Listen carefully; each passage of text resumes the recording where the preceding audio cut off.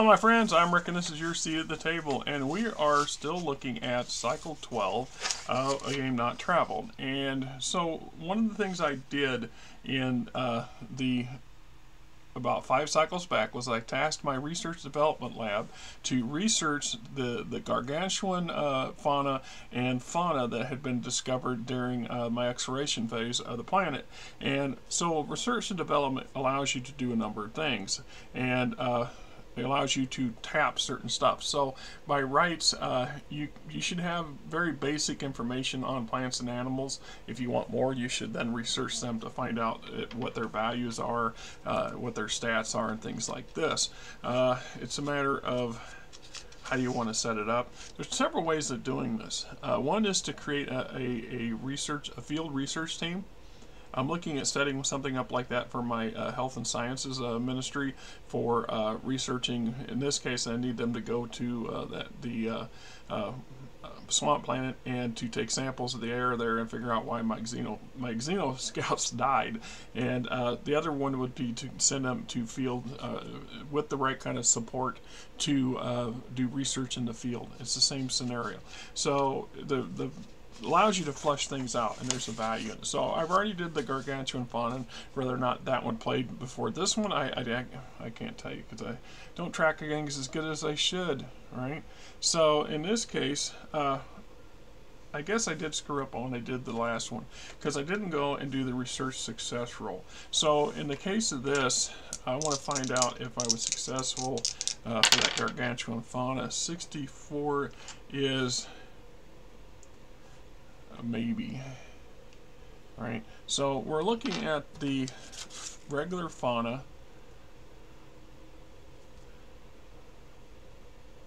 that we researched.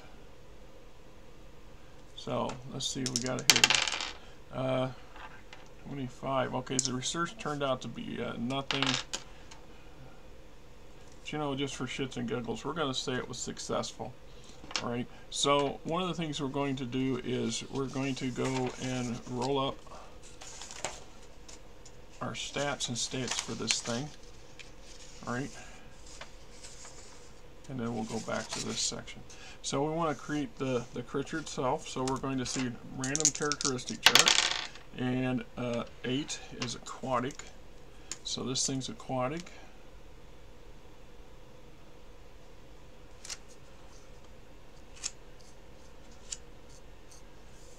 For fauna exists solely in some sort of liquid environment, that's meaning neither more than water, etc., etc. Okay, random traits.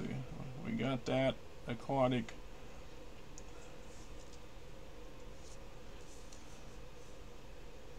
Random. That's floor size. So let's get size for this thing. And 16 again. It's diminutive, so it's tiny.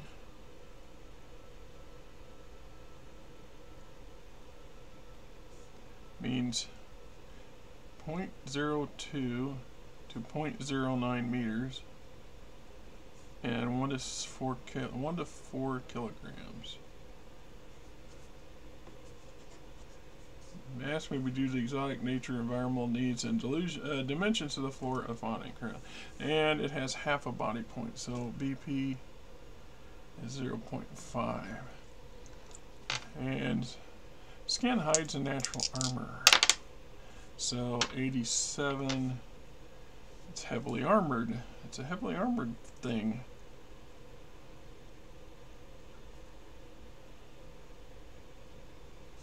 So armor points, so it's AP. It's 2.0. This thing's pretty damn indestructible. BP is additional 10%. BP, or no, the DR. Yeah, there ain't enough there to matter. Armor points chart.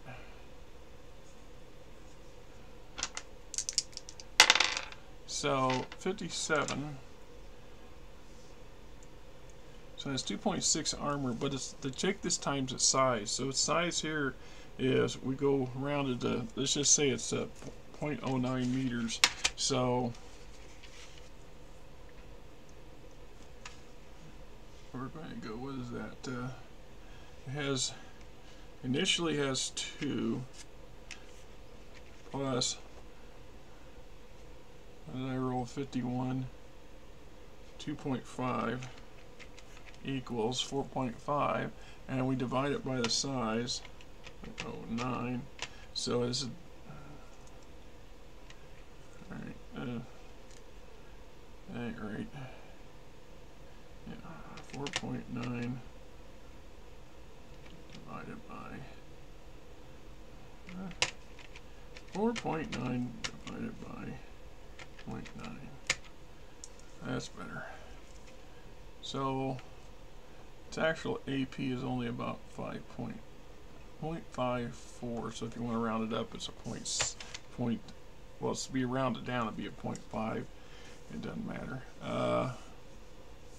K, exotic body armor. If it's, since we know it's armored, 70. Sonic resistant.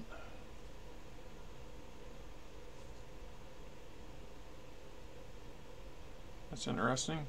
Natural attack options. 0.5. Passive only attacks when cornered.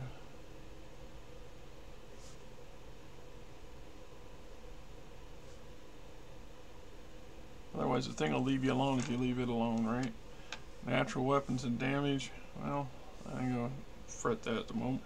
Natural weapons. 76. Spits or spews? Oof. Alright. So this thing is a spitting aquatic. There's a spit.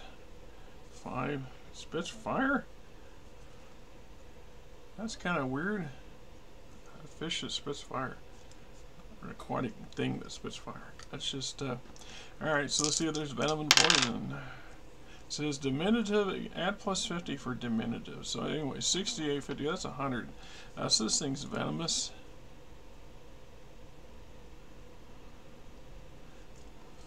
And we'll look on the venom chart to see exactly what that does. So 48. It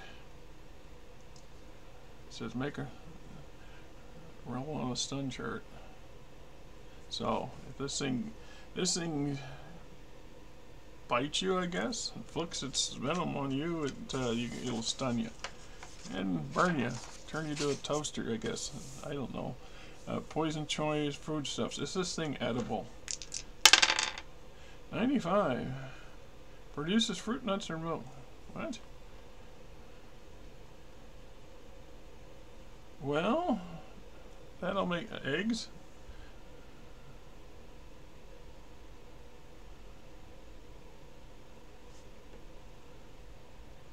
I mean, I don't, what else could it,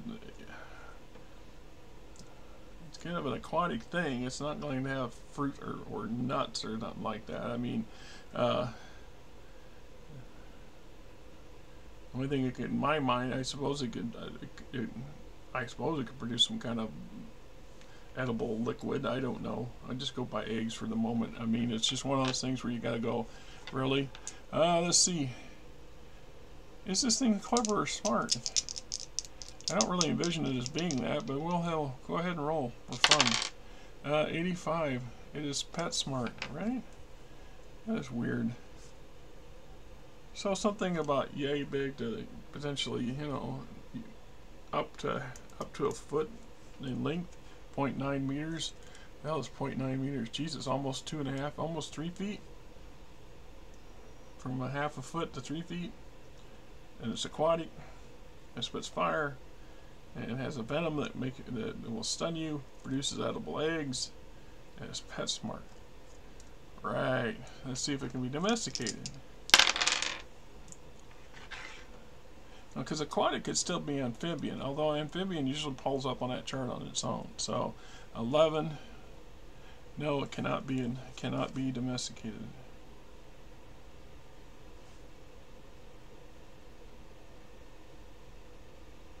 Alright, so we'll go with the ranking, encounter ranking minus 50, so untried.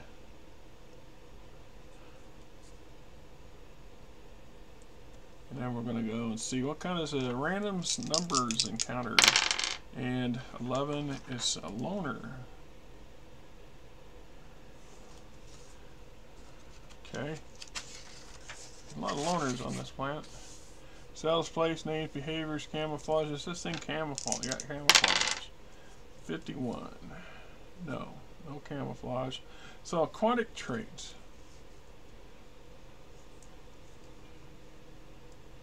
Yeah, relating to, consisting of, or being in water, exhibiting all attributes, behavior, temperamental, emotional, mental that characterize an aquatic plant or animal, operating, living, and or growing in water, plant that thrives in or on water, biology, partially aquatic, living, growing partly on the land, partly in water, native to or inhabiting a sea or whatever, typically dependent on most, yeah, right?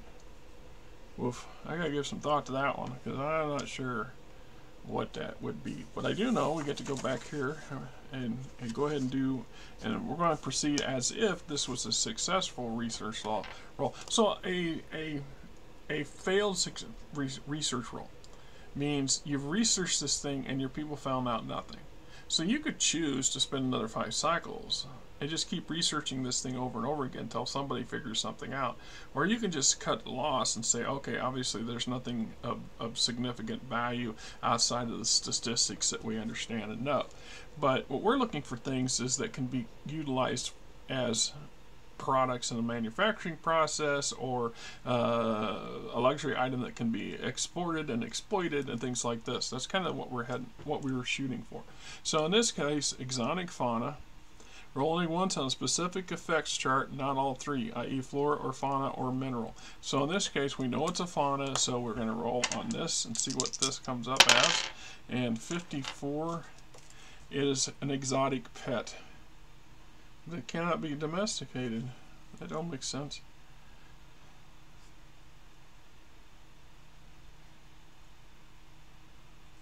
So I guess it can be a pet.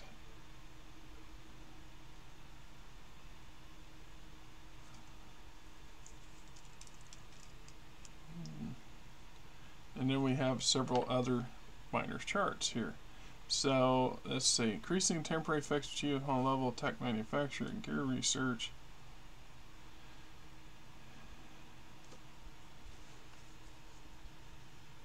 I don't know.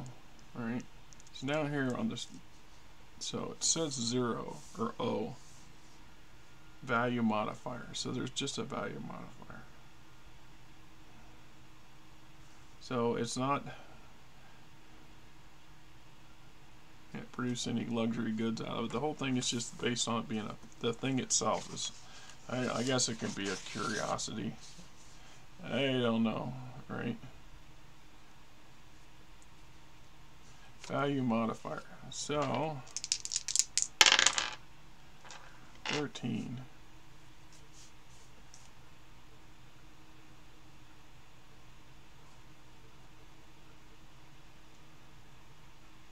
Says here it is worth 0.011 credits per metric ton.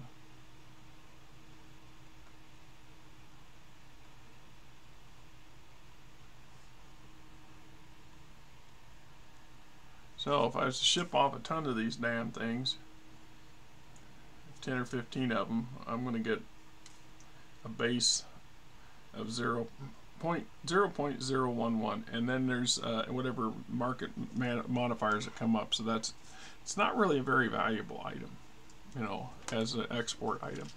I don't know that I would try to exploit this in any convenient or great ways. All right.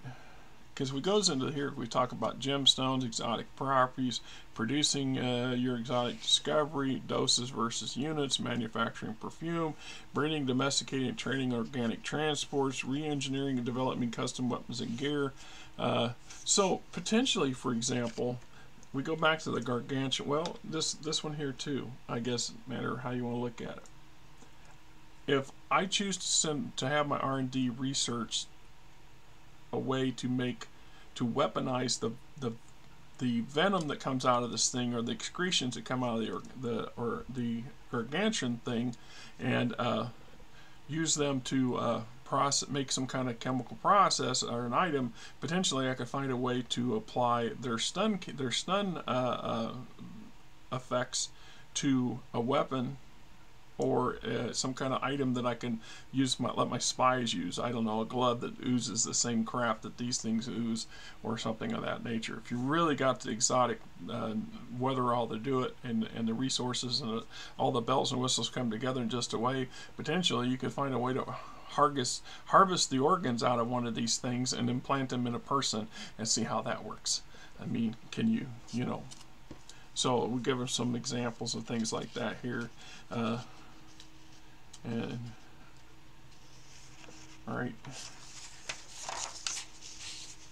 search and value modifiers going on, so we did all that. So basically that's kind of counter or I don't know, maybe not quite as exciting as the first one, but that's how we got our regular fauna and our regular gargantuan fauna researched and developed. Anyway, till next time. Going on, my friends, this is Rick, and hey, if you like the channel, please hit the subscribe button, hit the like button, tell your buddies, tell your friends, tell your coworkers, tell anybody else that's in